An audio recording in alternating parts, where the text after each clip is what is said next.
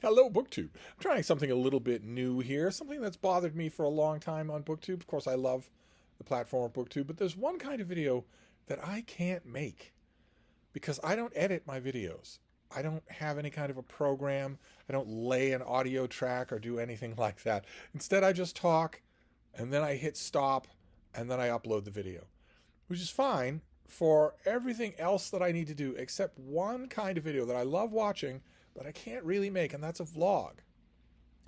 A vlog is an edited compilation of little snippets that people do over a length of time, a weekly vlog or something like that, where you get little snippets stitched together in an editorial program. And I don't get along with such programs. I know that it would make YouTube more work than I want it to be, so I don't do it. So I've always thought vlogs probably aren't anything I can do. And over the years, I have mentioned that, and I've had several of you say, well, you make so many videos, including many videos every day, that it kind of is a vlog. I mean, we are checking in on you, but the purpose of a vlog is specifically to check in on the human side of the booktuber, rather than read-alongs or buddy reads or events of any kind, or tags or whatnot. And I like that purpose. So I thought I would try a vlog. I won't be editing snippets at all. I will just do a vlog style video where I do a check-in on a whole bunch of different subjects just today. So we'll see if it works. I don't know of any vlogs that are like this, but we'll see if it works. And we can start with the weather, of course, since I'm allegedly 90 years old. So the weather last night here in Boston was epic. It was epic. Yesterday was mild and tepid. These last few days have been in the 50s or borderline 60 Fahrenheit. Very great relief from the bone-chilling cold that we've had. But the weather forecasts were predicting that in addition to that milder temperature, there would be wind and rain last night. And the rain started right after the Bean and I. The Bean is right here. Right after the Bean and I came in from our final walk, the rain did start. So that was good timing. She doesn't like being out in the rain. But I didn't think much of it. And then, we were done. She was settled. We were in the little book room on the bed, and she was sleeping right next to me. And I was reading. And I noticed, pulling me out of my reading at periodic intervals, that the wind outside was picking up. And then, oh man, the rain kept lashing down, but the wind became everything that was promised. Hugely muscular gusts just shaking the building. The sound, I didn't get up or look out the windows or anything, but the sound outside was the sound of the wind picking up big, heavy things, pieces of railing, big plastic trash containers, and throwing them. You could hear thuds and rolling and impacts. It was very, very dramatic. And at one point, I must have been around 2 or 3 in the morning. This was still, it continued all night. It was in a way perfect reading weather, and it continued all night. And around 2 or 3 in the morning, I was reading, and I was thinking, well, gee, this has gone beyond just gusts of wind. This is Hollywood melodrama weather. I actually thought that phrase, Hollywood melodrama weather. This is what a Hollywood storm would be like if you needed it in a movie. And just as I thought that, I heard activity on the street. Now, that might not sound like much, but there is no activity on the street anymore. And at night, a ghost town. I could walk my dog all the way down the length of the street in the middle of the road, and we wouldn't be in danger at all. It was dead quiet, except for the howling wind and the tossing objects and the pouring rain. And right when I said, this is real Hollywood weather, I heard I heard people on the sidewalk. And then I did get up and went to a window so that I could look down at the street. And on one side of the street, keep in mind, this is pelting sideways curtains of heavy, gusty, wind-blown rain. On one side of the street was a young woman wearing no coat, no hat, no nothing, just soaked to the bone. And on the other side of the street was a car, someone in the driver's seat. And, and as I was watching this, the woman actually shouted out, "You can't leave me like this." So the Hollywood image was complete. Absolutely complete. That was probably just dumb, probably just a drunken thing. But she got in the car and they drove off. But I was standing there at the window laughing because "You can't leave me like this," shouted melodramatically in the rain, was the final Hollywood moment. So that's the weather. That's my weather story. It's all the weather just blew out today. We are going to get more gusts of wind later tonight. And I think the gusts of wind that are coming in tonight are going to usher in a little colder weather. Not bone-chilling negative single-digit weather, but still colder. But then, of course, we could go to my health, since, again, I am a aforementioned 90-year-old, and I have pulled a hamstring. One of my hamstrings is pulled and really sore, almost to the point where I have to limp on it when I walk. Probably I would have to limp on it when I walk, except I have a freakish pain threshold. It has been, in the course of my life, through various events, one way or another, it has been pushed up and up and up, so that it's uncomfortable, very much so, but it's not making me limp. But still, it's mystifying me because I don't do anything. I don't do anything at all. I sit and read. Every once in a while, whenever she wants, I take my little dog out for walks. But we're not running marathons. We're not climbing mountains. We'll be climbing, not mountains, but rock escarpments and hills and who knows what else in the spring when it's warm enough for us to go into the wilderness. Unless maybe she is too old for that and just doesn't want to do that anymore. She's never been all that enthusiastic about it. Maybe we will just forego it and stick to the nice manicured pathways of the nearest garden or park or whatever. I would love that. If we'd stop climbing mountains, that would be great. And speaking of my little dog, that's another thing that featured today in this little vlog. I don't know if this vlog will work, but this morning she was jumpy, nervous, wouldn't sit still, kept going to the door. And I asked her, "You're at the door. Do you have to go to the bathroom?" And she said, "No, I don't." But she couldn't pinpoint why she was nervous. She just was. And it took a while. I calmed her and I soothed her and I reassured her. And I checked everywhere for something that might have happened. She and I are next to each other virtually all the time, virtually 24 hours a day. So it's kind of mystifying that anything could really freak her out that I wouldn't know about. But you never know. It has happened. I checked everywhere for something that might have fallen or slipped, some noise that might have bothered her. Couldn't for the life of me figure out what it was. But she has calmed down. she has calmed down and settled down. So whatever that was, it was just temporary. But boy, oh boy, did it underscore for me something that you pet owners will know. That when your pet is upset, all your contentment goes out the window. All of a sudden, that's all you can think about is setting that to rights. So anyway, there's that. And then we can talk tech. I guess we could talk tech. Tech is one of my favorite subjects. I have an iPad. I think this is an M2 or an M3 iPad Air. Nice, really solid, really good, really strong device with a huge amount of memory. And I love it. And I use it a lot, including, in a way, I wonder how many of you do, probably not many, including the onboard keyboard. Just using the big keyboard that comes up at the bottom of the screen.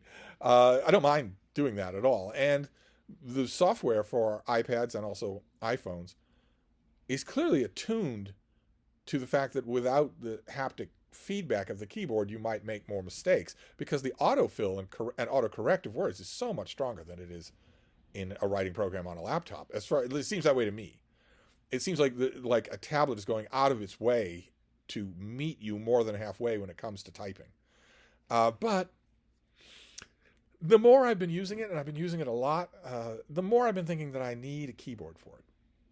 I'm thinking that's my next tech purchase is a keyboard for it. And I agonized over this, but I know this makes me seem like just an Apple fanboy shill, but the more I think about it, the more I think it would be dumb for me to spend $90 on a third-party adaptable keyboard, a keyboard that will work for this, instead of spending $300 on the Apple keyboard that is made for this.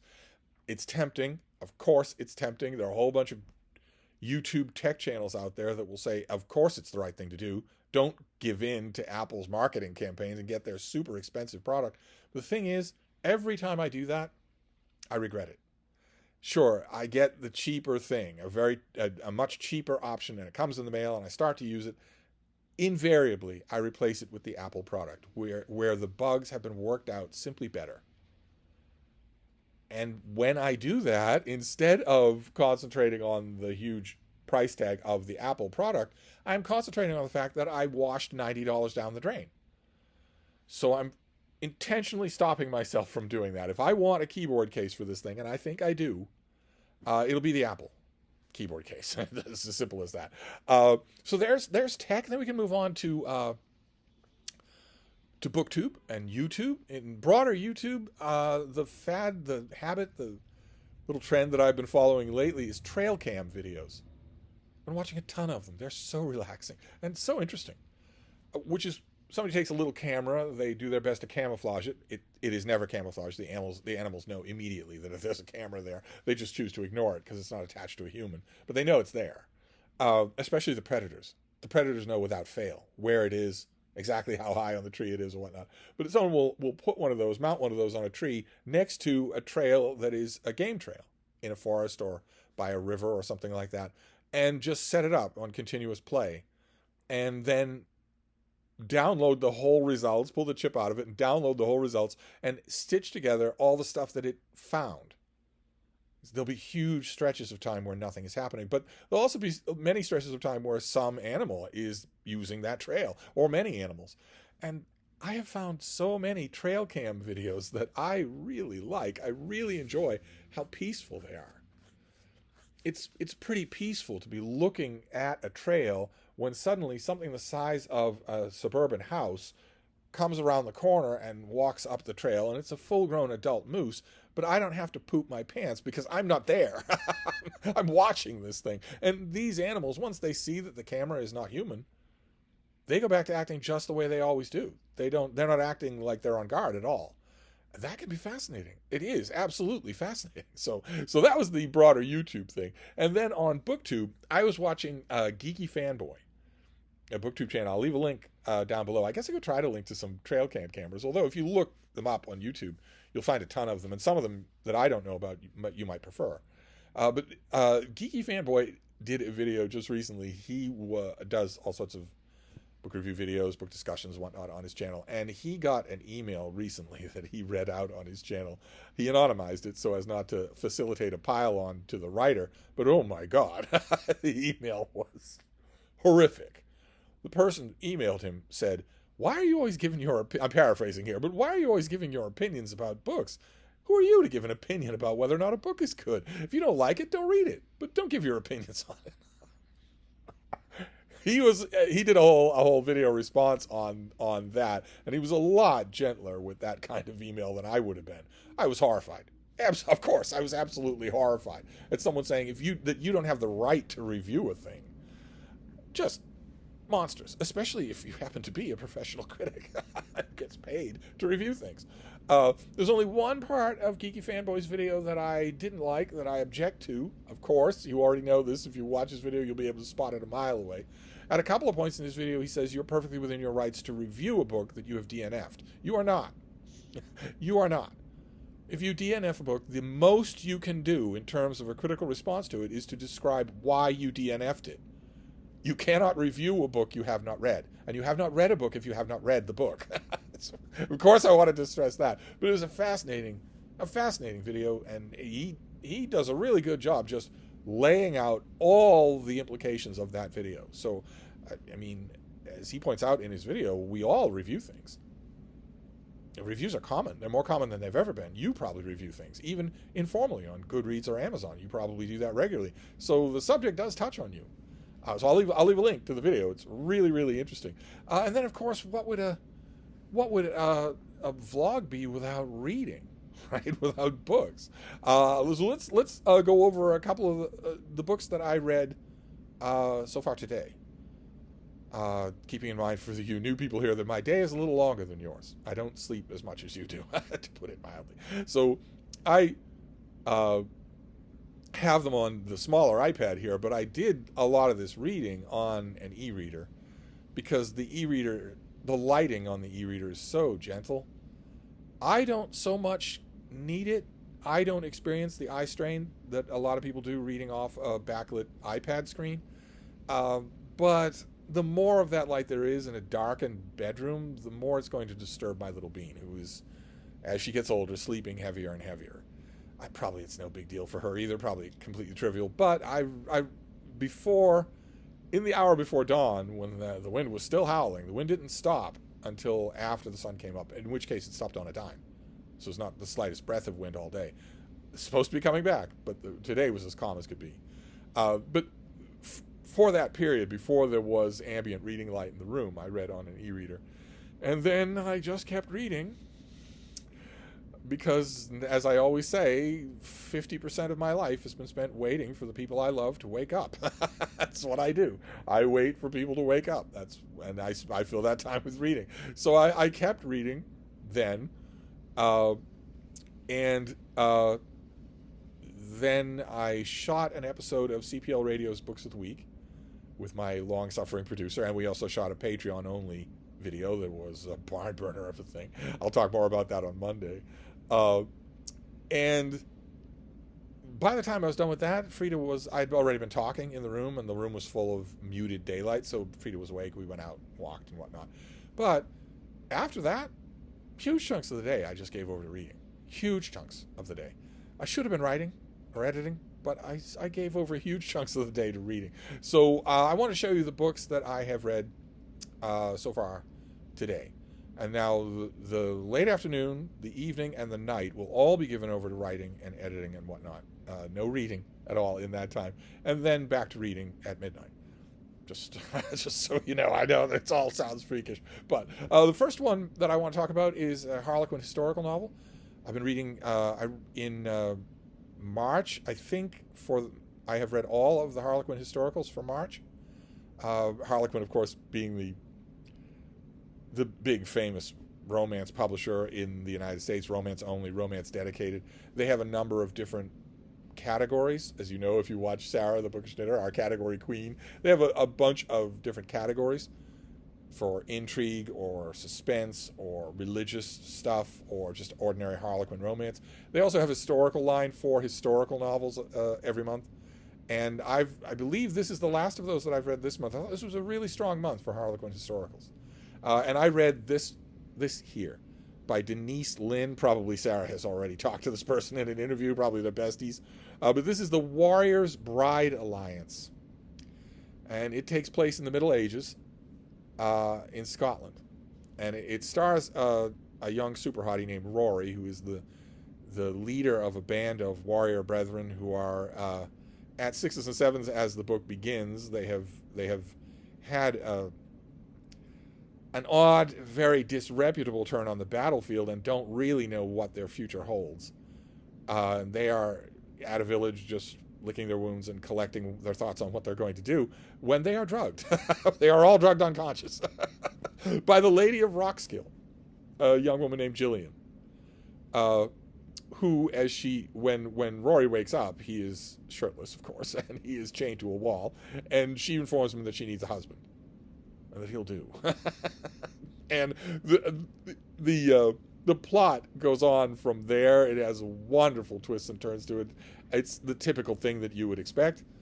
She needs a husband, but will they fall in love? You're pretty sure in a Harlequin romance that they will. The whole point of Harlequin categories is not to, as it's put, subvert expectations. These are wonderful books just to read and enjoy.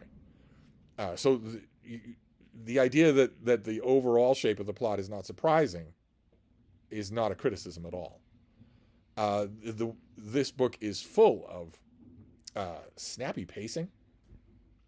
It's really quite good. It's as most Harlequin historicals are, it's a little bit skimpy on actual historical verisimilitude. I don't so much mind that. As long as you're not, putting cars in the Middle Ages, I'm pretty much okay with that. And Denise Lynn does a lot better than just not putting cars in the Middle Ages. And it's a little story. The fate of nations is not hanging on Gillian and Rory. I loved it. I thought it was really, really good. I believe this was the last of the Harlequin historicals that I've read for the March releases, and they were all really good. This might be my favorite. I don't usually like romances set before the present day. There's just too much anachronism in them for me.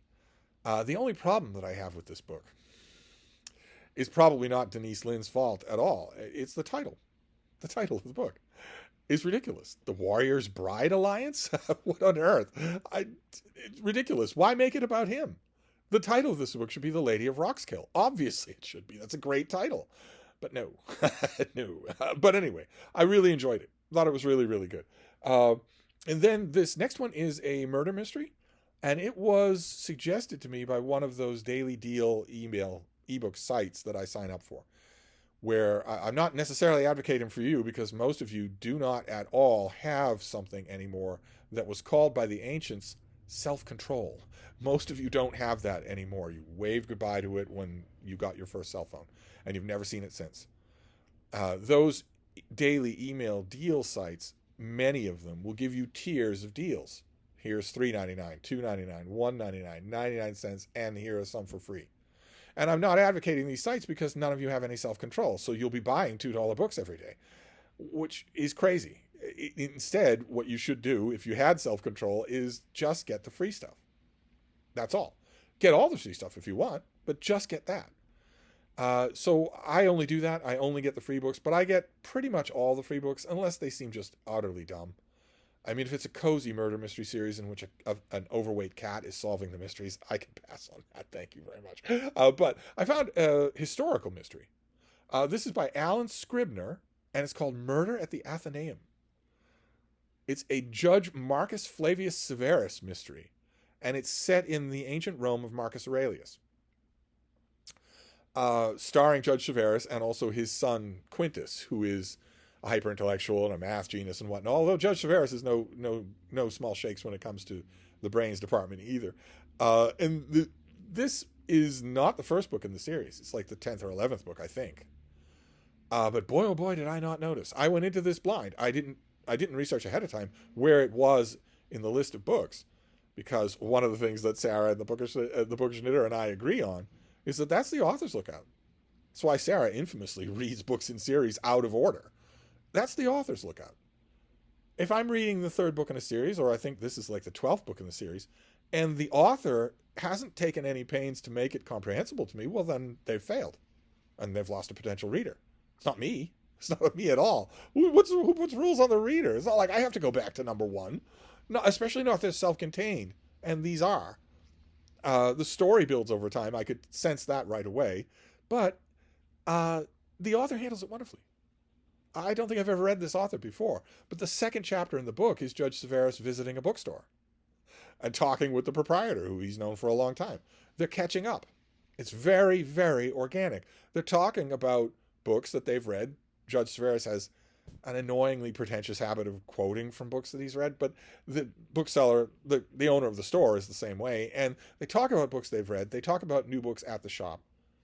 But in between that, they're catching up, as old acquaintances will, and that's the perfect way to catch the reader up. And that's what it happens. By the time that second chapter was done, I didn't feel like I was behind the eight ball at all when it comes to this. And it was wonderful.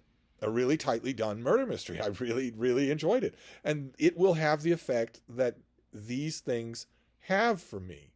These daily ebook sites have an effect on me, apart from just showing me indie stuff that I would never see otherwise. You're never going to see this in a bookstore, which I love. I love that I get to see this stuff. I want to see it all. But also, the better effect is that Alan Scribner has won himself a paying customer. I'm only going to read one of his books for free. I'm going to buy the others from him. Now that I've read this and I know that I can trust him as an author, I'll probably go back to number one and just start there and just buy them all. I think that's completely fair. The author has to sign up for this. I'm pretty sure that these freebies don't happen against the author's will. But one way or another, I was introduced to the author's work for free, and I liked it enough so that I now want to be a regular customer. I think that's just the way it should work. And I strongly recommend this to those of you who like murder mysteries set in ancient Rome. First of all, it's rare that you're going to find one set in the reign of Marcus Aurelius, set that late in Roman history. And second, I can wholeheartedly recommend Murder at the Athenaeum without having read the other books, because I read it that way and loved it. So there's that. Another really good reading experience. And this next one was a reread. I haven't read this in 50 years. It wasn't so much of a great experience. It's Wilson Tucker had a couple. He had a couple of books for the old Timescape imprint. The best of Wilson Tucker. He had an anthology of his work, but also this novel, Resurrection Days. And I read this. I got the Timescape paperback when it first came out in the 70s or something like that. And I read it then, thought nothing of it, mowed it down like M&Ms, and then just, forgot about it. And I read it again today, the ebook. And it's the story of an ordinary Joe swilling Joe from 1943. He dies in 1943, and he's resurrected thousands of years later in a new Earth, a techno Earth run by women who have overthrown the patriarchy and established a futuristic society. But he sticks out like a sore thumb because, he remembers what dem broads is like, and what you saying you ladies run the world? This did not bother me when I read it originally. I know that for a fact because I tend, in South Boston style, to remember the things that bothered me. But what's the insufferable blue-haired checkmark thing to say? It didn't age well. This didn't age well at all. I don't know what point Wilson Tucker is really trying to make with a lot of the humor in this book, but none of it lands at all. And because none of the humor lands, I think the humor was the large part of the reason for this book. Because none of the humor lands, I was forced pretty early on in this reread to concentrate on the world building, on the science fiction, and it's not good. So it was a deadly combination. I guess if I'd have come across an old Timescape mass market paperback of this thing at the Brattle Bookshop, I would certainly have bought it and given it a reread. And so I've saved myself the trouble. I've saved myself the $1, and I've saved myself the trouble. I just read the ebook, and it wasn't good. It wasn't so. I mean, there's a winking kind of intelligence involved here, so I'm not discounting the author. I'm discounting this book. I'm not discounting the author, but I am going to read I have the that anthology volume of his work, and I will read that. But now my guard will be up. Which is, a little bit of a depressing feeling. But, into every reading life, a little rain must fall. We will see what we will read tonight. We'll finish up this vlog. I don't know how this vlog's going to go. Tell me if it works. If it doesn't, feel free to tell me. We'll finish up with a little bit of mail. We'll open one package and see if maybe this is something that I will read tonight. Maybe. Let's see. Could be. Stranger things have happened. What have we got here? Oh, look at that. It's March 11th. That's certainly within range of tonight. Certainly it is. Okay, I don't need your mother's recipe for bouillabaisse. What have we got here? Oh, yeah. All right. Well, there we go. See, this I will read this tonight. I'll add this to the pile tonight. This is by Thor Hansen. I really wish I were called Thor Hansen. And it's called Close to Home. The Wonders of Nature Just Outside Your Door. We know nature is good for us. Studies show that spending time outdoors can reduce stress, lower blood pressure, and accelerate healing. And yet, in our fast-paced, technology-focused world, we often forget to slow down and pay attention to the natural world around us. We consider the common species in our neighborhoods to be mundane, blinding us to the wonders and mysteries waiting to be uncovered. Potter wasps building turrets out of the mud and rocks to serve as nests for their young, thrushes singing in minor chords, and wild parrots teaching one another how to open garbage cans in search of food. Any backyard neighborhood park can yield exciting new discoveries, and anyone's observations can contribute to biodiversity research and conservation efforts around the globe. They're also fun. I realize that the writer of this pub sheet is overreaching, but they're also fun. It's fun to observe. Practicing field biologist with over 3 decades of experience, Thor Hansen retrains our eyes to reveal the hidden environments all around us. Takes readers on a tour of his own backyard, teaching us how and where we can reacquaint ourselves with local species. Through community-driven efforts like BioScan Project in Los Angeles or the iNaturalist app, anyone can contribute to scientific research that will help us learn more about the world, improve biodiversity, and even discover new species. Settle down there, Seymour. Okay. Hansen introduces us to communities across the globe that are banding together to fight climate change and environmental degradation. Oh, this is starting to sound like it's the book and not the pub sheet. Oh, well, that would be a shame. If the book overreaches and preaches, that's going to be disappointing. But we don't know. It's just the pub sheet. I will read this tonight. Boy, oh boy, though, I love the idea of it. If it